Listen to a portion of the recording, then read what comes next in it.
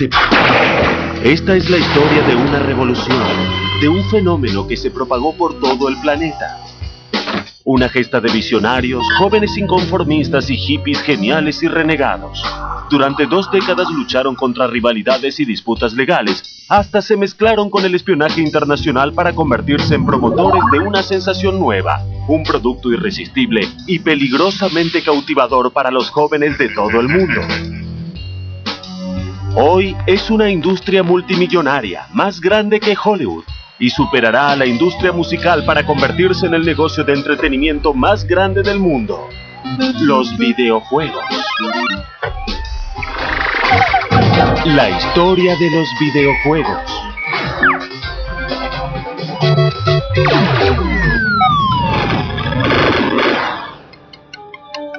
Todo comenzó en 1972 con un grupo de rebeldes de Silicon Valley que renunció a su trabajo aburrido de ingenieros de oficina para cumplir el sueño de un videojuego propio.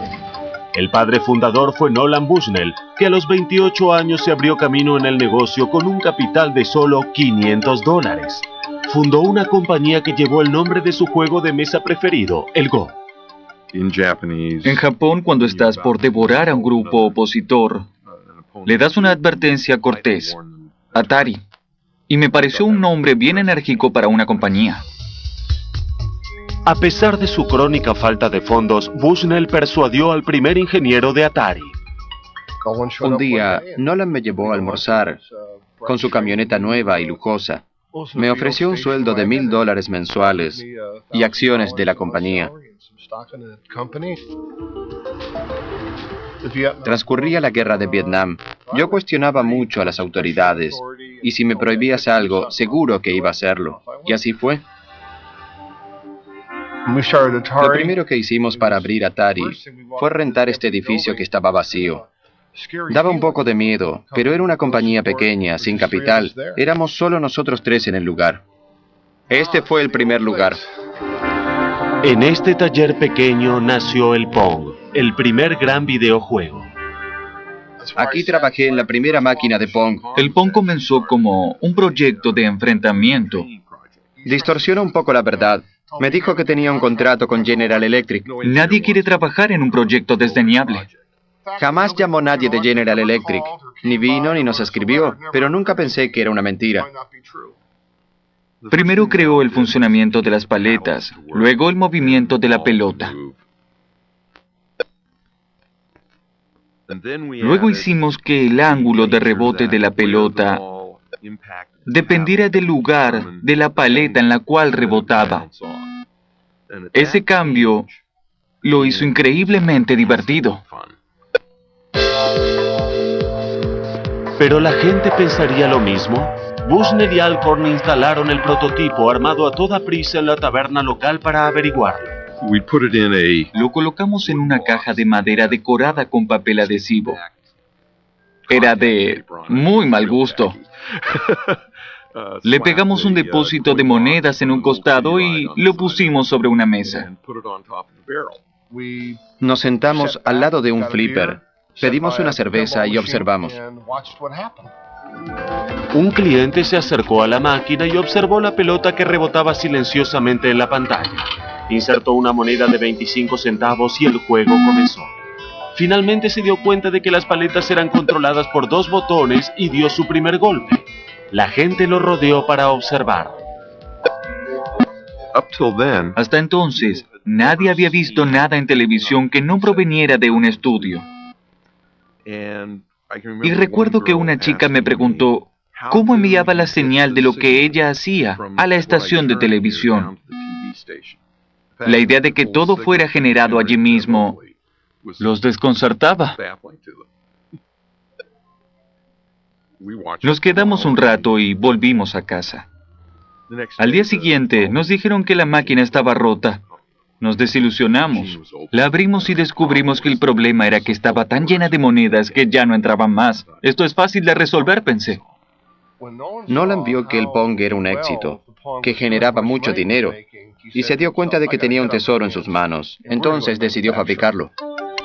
Atari estaba en marcha. Bushnell arrendó el lugar más económico que encontró, una pista de hielo abandonada, e instaló la primera fábrica.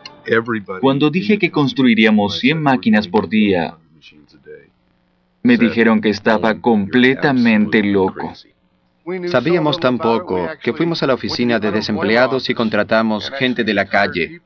Había convictos en libertad condicional, había gente mala.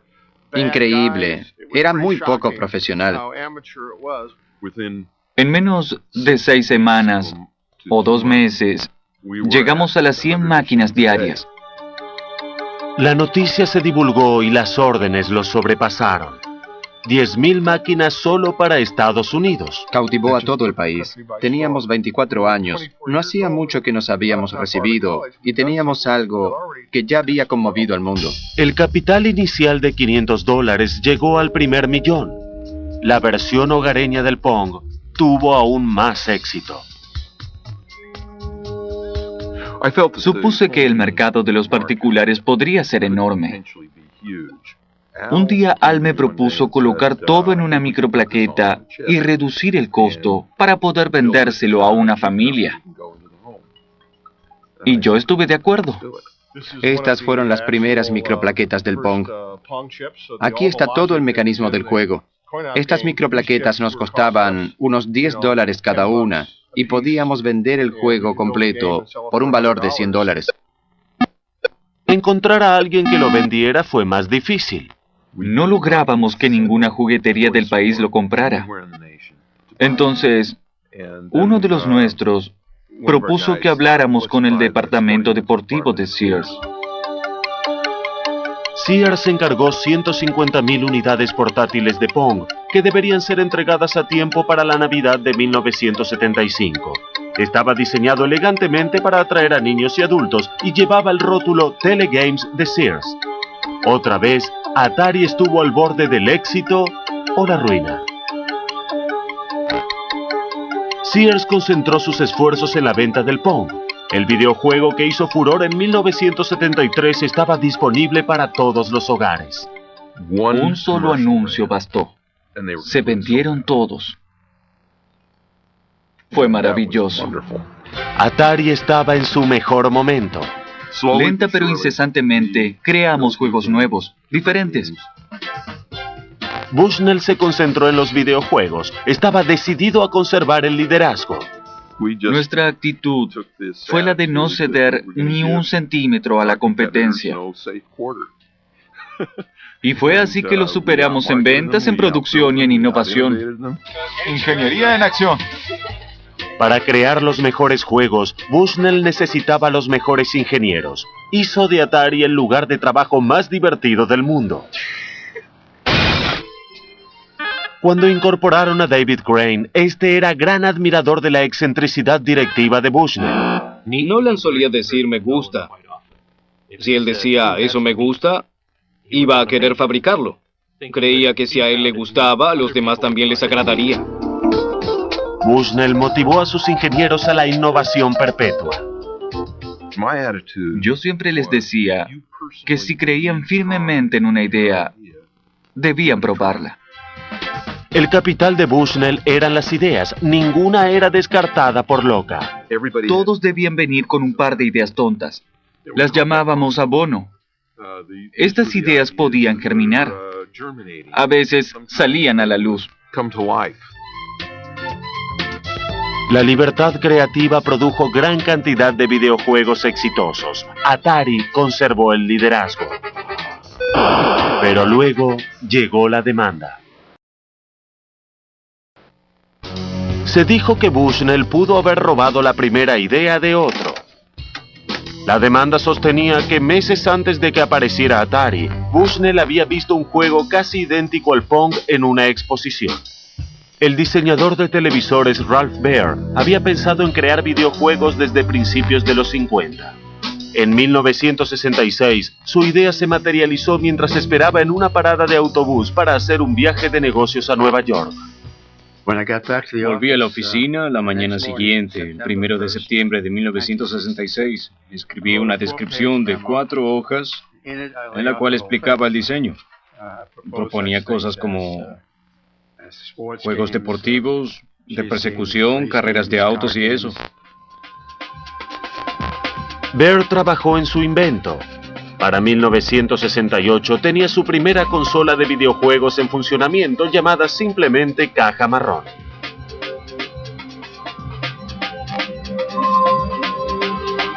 Su primer juego consistió en la persecución de un punto por otro en la pantalla.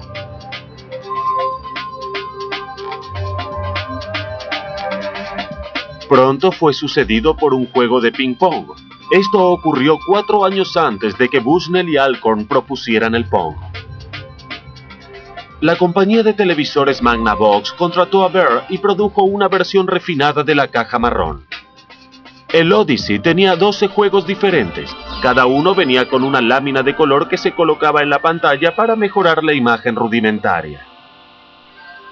Además de los controladores, Bear presentó el primer revólver de luz para juegos de caza, un invento muy adelantado para su tiempo. El Odyssey fue presentado en una exposición en Nueva York en 1972. Fue la estrella del evento. Todos estaban muy entusiasmados, también la prensa. Magnavox presenta al Odyssey, 12 juegos electrónicos increíbles para el televisor. El 24 de mayo del mismo año, en el libro de visitas de otra exposición en Silicon Valley, quedó la firma de un huésped interesante, Nolan Bushnell. Él mismo jugó con el Odyssey. Jugó al ping-pong. Por supuesto, vi el Odyssey y no me pareció demasiado interesante. Más allá de si Bushnell se inspiró en el Odyssey o no, Ralph Baer había patentado el diseño. Esta es la patente. Aquí se puede leer que fue registrado en enero de 1968. Hay un aparato de televisión y 2 controladores manuales, uno a cada lado. Basada en la patente de Baer, Magnavox demandó a Atari. Nuestra postura fue clara. Nos pondríamos de acuerdo solo por menos de lo que costara defendernos. Tras 4 años de negociaciones, Bushnell y Baer se encontraron por primera vez en la escalera del Tribunal Federal de Chicago en 1976. Bushnell y su abogado aceptaron pagar una suma en reconocimiento por las patentes de Baer en lugar de ir a juicio. En pocos días aceptaron pagar una licencia por una suma considerable. Se salvó, realmente tuvo suerte. Magnavox aceptó un acuerdo de $400,000. Ralph Baer ganó el juicio, pero no el reconocimiento mundial del que gozaba Bushnell. Él fue considerado el padre de los videojuegos porque siempre estuvo frente a las cámaras, y yo estuve detrás de la escena y mis abogados me aconsejaban que no pelee. Aunque él tuviera la licencia, debía dejarlo.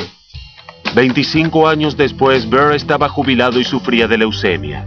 Pero estaba decidido a completar su autobiografía y dejar registrado el verdadero origen de los videojuegos. Para Bushnell, el acuerdo resultó económico. Atari ya ganaba millones.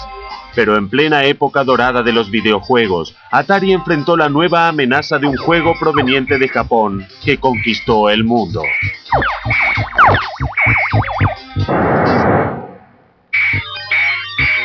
En 1978, Taito lanzó un juego que se hizo tan popular en Japón que comenzaron a faltar las monedas de 100 yens. El Space Invaders vendió más de 350,000 máquinas en todo el mundo y fue un nuevo despertar de la creatividad en videojuegos.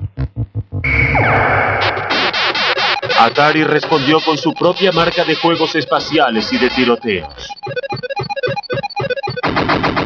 Los ingenieros de Nolan Bushnell desarrollaron una nueva tecnología llamada Vector Graphics que otorgaba una calidad de imagen sorprendente. En 1979, Atari alcanzó su mayor éxito de ventas con el Asteroids.